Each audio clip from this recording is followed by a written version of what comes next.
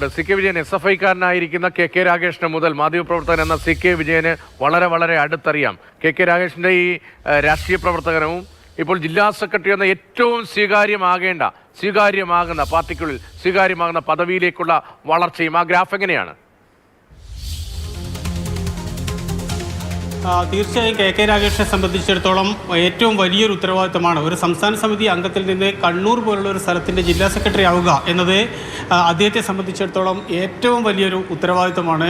നമുക്കറിയാം AKG സെൻ്ററാണ് കേരളത്തിലെ CPM-ൻ്റെ ആസ്ഥാനമെങ്കിലും യഥാർത്ഥത്തിലുള്ള തീരുമാനങ്ങൾ എടുക്കുന്നതും അതിൻ്റെ യഥാർത്ഥത്തിൽ ഫലത്തിൽ കണ്ണൂർ ജില്ലാ കമ്മിറ്റി ഓഫീസാണ് ഈ CPM-ൻ്റെ ആസ്ഥാനം എന്ന് തന്നെ നമുക്ക് പറയാൻ വേണ്ടി കഴിയും. അങ്ങനെയുള്ളൊരു സ്ഥലത്താണ് ഇപ്പോൾ കെ രാഗേഷ് എന്ന 54 വയസ്സുകാരൻ താരതമ്യേന CPM-ൻ്റെ സംഘടനാ ചരിത്രം പരിശോധിച്ച് കഴിഞ്ഞാൽ ചെറുപ്പക്കാരൻ എന്ന് തീർച്ചയായും പറയാൻ കഴിയുന്ന ഒരാളെ ഇപ്പോൾ ജില്ലാ സെക്രട്ടറിയായി തിരഞ്ഞെടുത്തിട്ടുള്ളത്. അദ്ദേഹത്തിനെ സംബന്ധിച്ചിടത്തോളം പൊതുപ്രവർത്തകൻ എന്ന നിലയിൽ അങ്ങേയറ്റം അഭിമാനിക്കാൻ കൂടി കഴിയുന്ന ഒരു പദവിയിലാണ് അദ്ദേഹം എത്തിയിട്ടുള്ളത്. SFI-യിലൂടെ വന്നു.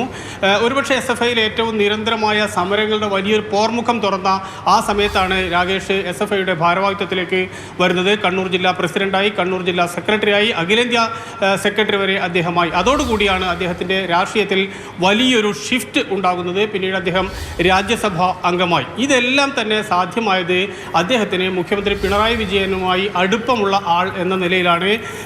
മുഖ്യമന്ത്രി പിണറായി വിജയൻ്റെ ഏറ്റവും വിശ്വസ്തനായ ഒരാൾ കണ്ണൂരിൽ നിന്ന് ആരാണെന്ന് ചോദിച്ചാൽ സ്വാഭാവികമായും അത് കെ രാഗേഷാണ് എന്ന് നമുക്ക് പറയാൻ വേണ്ടി കഴിയും. അദ്ദേഹത്തിൻ്റെ നേരത്തെയുള്ള ദൃശ്യങ്ങളിലെല്ലാം തന്നെ നോക്കിക്കഴിഞ്ഞാൽ അദ്ദേഹം എവിടെ പോകുന്നുവോ, അദ്ദേഹത്തിൻ്റെ കൂടെ എവിടെ യാത്ര ചെയ്യുന്നുവോ, അദ്ദേഹത്തിൻ്റെ പൊതുപരിപാടികളിലൊക്കെ എവിടെ പങ്കെടുക്കുന്നുവോ, അങ്ങനെ എല്ലാ സ്ഥലത്തും നോക്കിക്കഴിഞ്ഞാൽ അദ്ദേഹത്തിന് ഒപ്പം നിഴൽ പോലെ ചേർന്ന് നിന്ന ഒരാളാണ് കെ രാഗേഷ്. അതുകൊണ്ട് ഏറ്റവും വിശ്വസ്തനായ ഒരാൾ തന്നെ CPM-ൻ്റെ കണ്ണൂർ ജില്ലാ സെക്രട്ടറി ആയിരിക്കുന്നു. ഇനി CPM-ൻ്റെ കണ്ണൂർ ജില്ലാ സെക്രട്ടറി എന്ന് പറയുന്ന ആ പദവിയിലേക്ക് രാഗേഷ് എത്തുന്നു. ഒരുപക്ഷെ MV ജയരാജനൊക്കെ പരിശോധിച്ച് നോക്കുമ്പോൾ താരതമ്യേന വളരെ പ്രായം കുറഞ്ഞ ഒരാൾ. അതുകൊണ്ട് തന്നെ ഒരുപക്ഷെ CPM-ൻ്റെ കേരളത്തിലെ മുഖം പിരുക്കലിൽ അല്ലെങ്കിൽ യുവത്വത്തെ കൊണ്ടുവരുന്നതിൻ്റെ ഭാഗമായി കൂടി ഈ ഒരു തെരഞ്ഞെടുപ്പിനെ നമുക്ക് കാണാൻ വേണ്ടി കഴിയും.